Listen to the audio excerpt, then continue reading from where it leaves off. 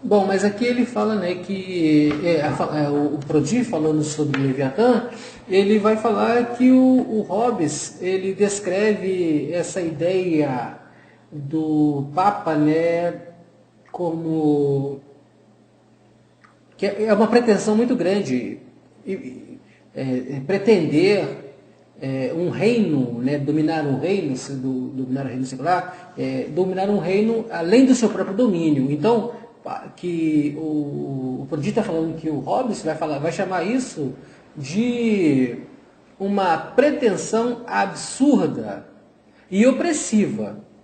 Pretensão absurda e opressiva do Papa querer domínio civil.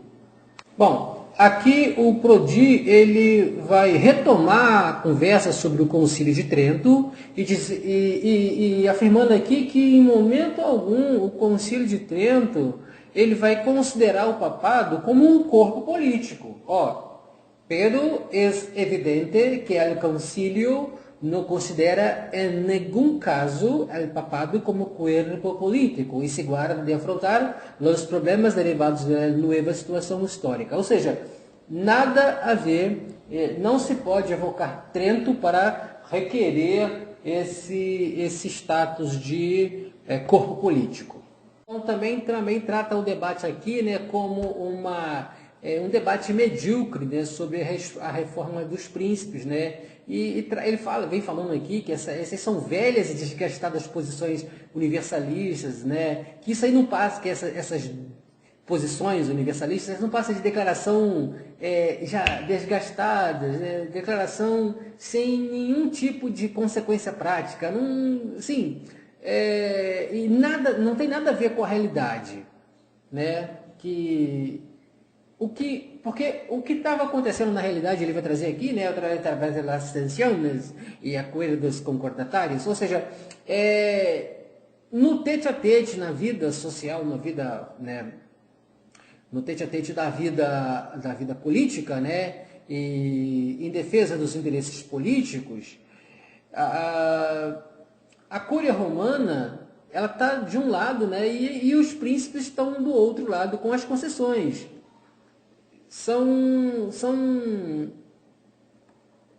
discussões já desgastadas, ou seja, parece que ele está dizendo aqui que é uma briga antiga, né? É um cabo de guerra, né, que a igreja vem travando com o Estado há muito tempo.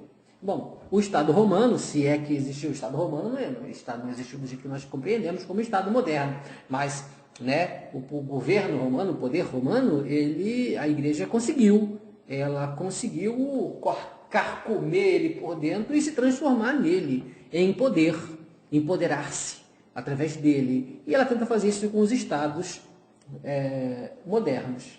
E basicamente a discussão é essa. Mas aqui o autor vai falar que essa discussão é uma discussão desgastada, é uma briga muito forte. O Estado romano ele tinha uma dimensão, ela conseguiu carcomer, mas ao redor do mundo existem outros estados que têm outras, né, conjunturas, e fica aí sendo uma discussão, um lugar comum. Sim, continuando aqui, o Prodi vai falar que o corpo político ele sofreu uma evolução interna. E essa evolução interna do corpo político clerical, ele é que vai dar origem ao jurisdicionalismo moderno. E esse jurisdicionalismo ele vai acontecer aí por volta entre o final do século XVI e as primeiras décadas do século XVII. O texto aqui traz uma reflexão que, como uma pessoa particular, o Papa ele possui bens particulares.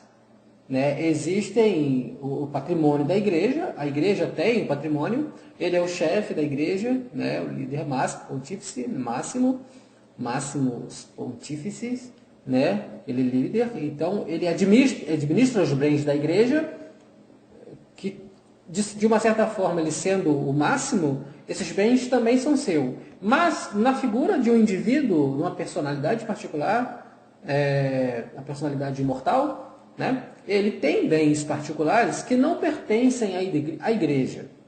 teoricamente, ele não pertence à igreja. E esses bens só pertencem a ele.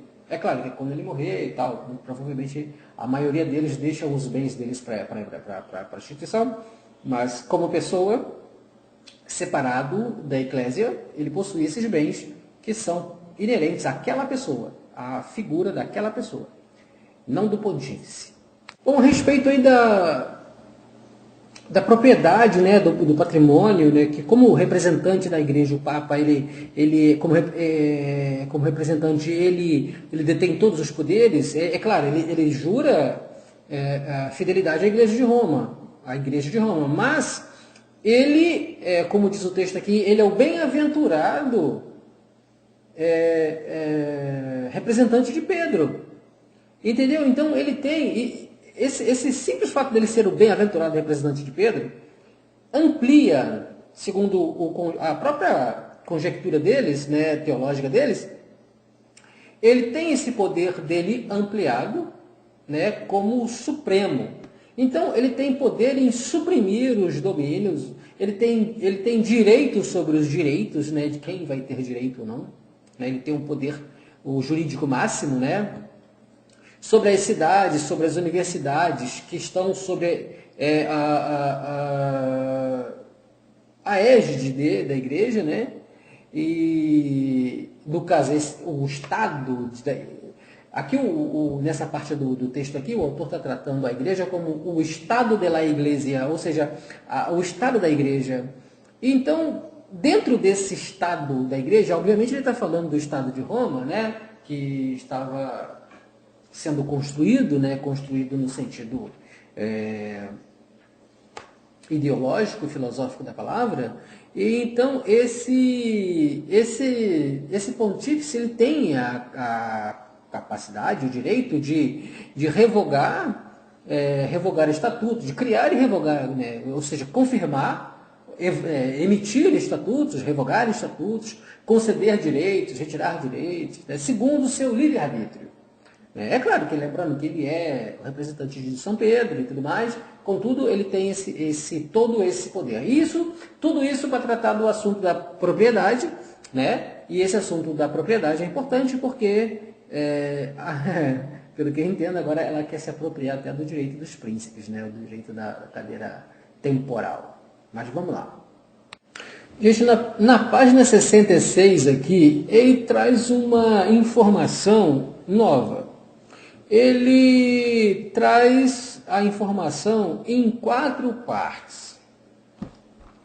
Ou seja, que o Papa, ele detém, né, o poder, ou deveria deter o poder, em quatro frentes.